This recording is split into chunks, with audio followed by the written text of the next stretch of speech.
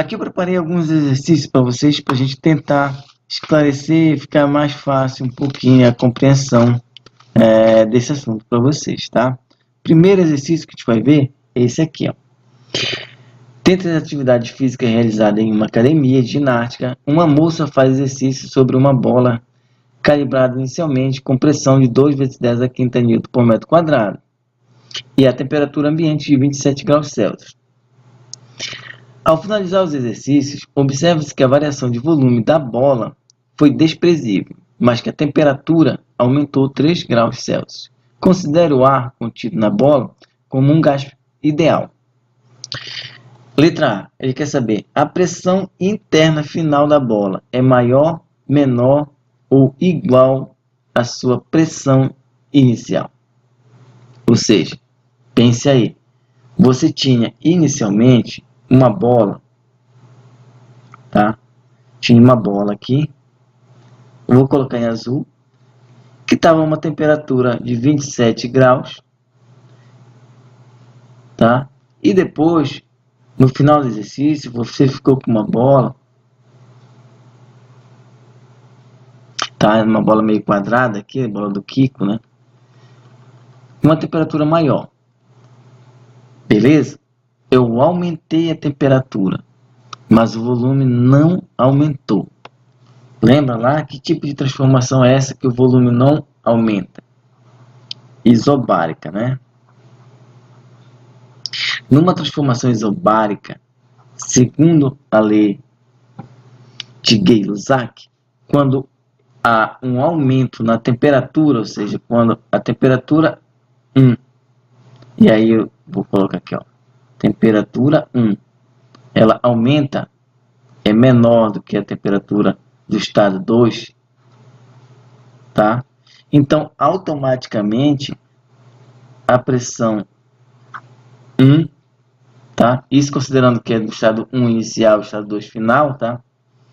A pressão 1 também vai ser menor do que a pressão 2. Perfeito? Então, eu vou ter uma pressão maior do que a pressão inicial. Vamos lá para a letra B, ele quer saber qual é o valor da pressão interna, então, final. A gente vai fazer a conta agora, ver se aumentou ou não essa pressão. Perfeito? Vamos lá, tirar os dados do exercício. Então, ó, pressão inicial. Primeira coisa, você precisa tirar os dados e tirar os dados corretamente, tá? Então, vamos lá. Pressão 1, tá? Estado inicial é igual a 2 vezes 10 elevado à quinta newtons por metro quadrado, tá? A temperatura inicial 1. Coloquei T minúsculo. Por que, professor, o senhor colocou? Não falou que era maiúsculo, que é Kelvin?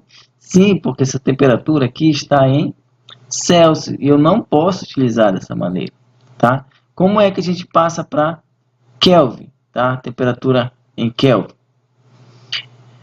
Eu pego a temperatura em Celsius e somo de 273, não é isso?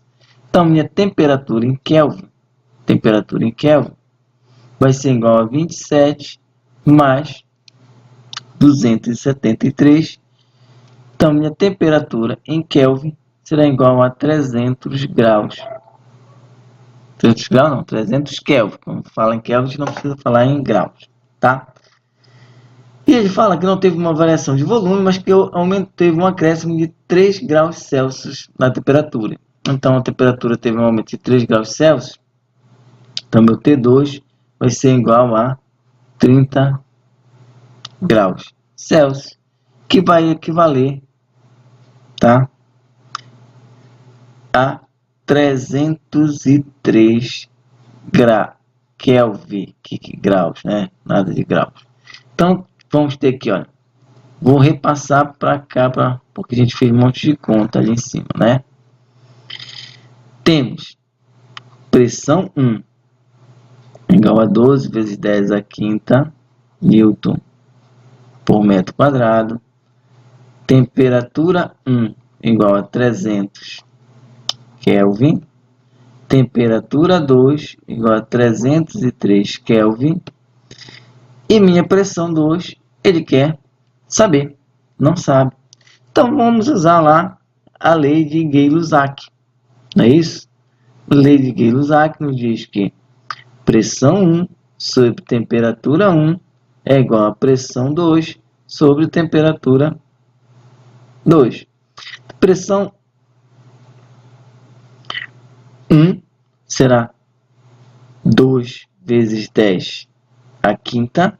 Temperatura 1 é de 300. Pressão 2 a gente quer encontrar. E temperatura 2, 303.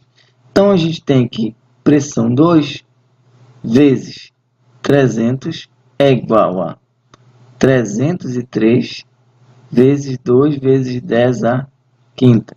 Então, a gente vai ter que pressão 2 é igual a 303 vezes 2 vezes 10 a quinta, dividido por 300. Então, a gente tem que pressão 2 vai ser igual a 2,02 vezes 10 a quinta. 2,02 vezes 10 elevado a quinta newtons por metro quadrado. Então, houve um pequeno aumento nessa pressão aí. Perfeito? Vamos lá para o segundo exemplo? Preparei mais um exemplo para vocês. Vamos lá.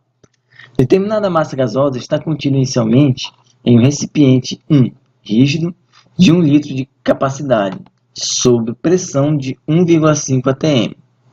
Por meio de um tubo de volume desprezível, rígido e munido por uma torneira, liga-se o recipiente 1 a outro, recipiente 2, também rígido e de volume desconhecido. Inicialmente vazio, o recipiente 2 fica totalmente preenchido pela massa gasosa após a abertura da torneira do tubo que une os recipientes. O gráfico a seguir representa a pressão e o volume da massa gasosa desde o estado inicial A até o estado final B, quando o recipiente 2 fica plenamente preenchido. Então, vamos lá, ele dá o desenho para a letra A. Qual é o tipo de transformação gasosa expressa nesse gráfico? Se você prestar atenção para a curva que esse gráfico faz, ele sai do A e vai para o B, e aqui eu vou colocar seta só na direção que é feito esse processo, tá? Olha só, se você prestar atenção para a curva, você já vai matar a charada aqui, beleza? Outra coisa, estado A, né? Estado inicial. Então, vou colocar aqui, ó, pressão P1, aqui está a pressão, final P2, V1, volume inicial, V2, volume final. Se você prestar atenção, as três transformações tem uma coisa que não muda. Essas transformações são ISO, que são iguais. O quê? O que não muda aqui? Pressão inicial é diferente da pressão final. Volume inicial é diferente do volume final. Então, isotérmica, né? Não é isso? Beleza. Primeira letra A, então a gente já matou. A letra B quer saber qual é o volume do recipiente 2. Putz.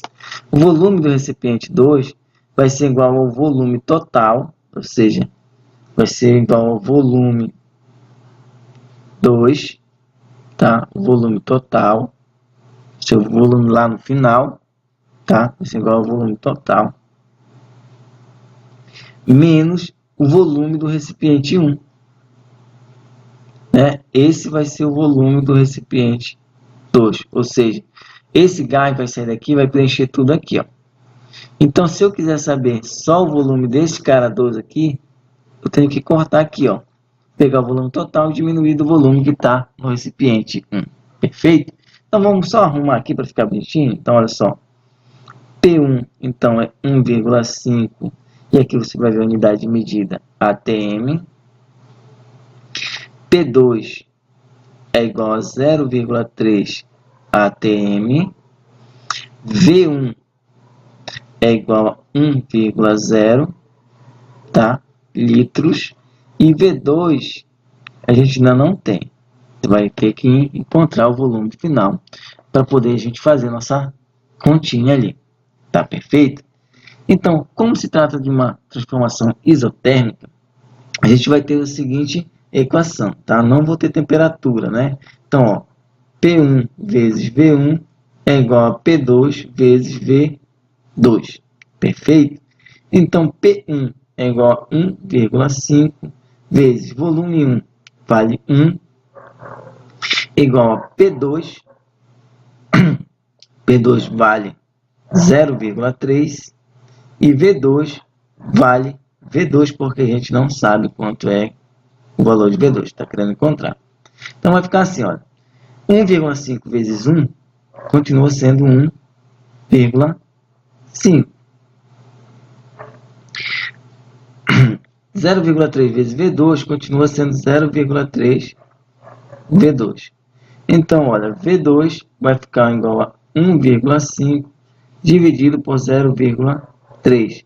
Então, meu V2 será igual a 5 litros. Perfeito?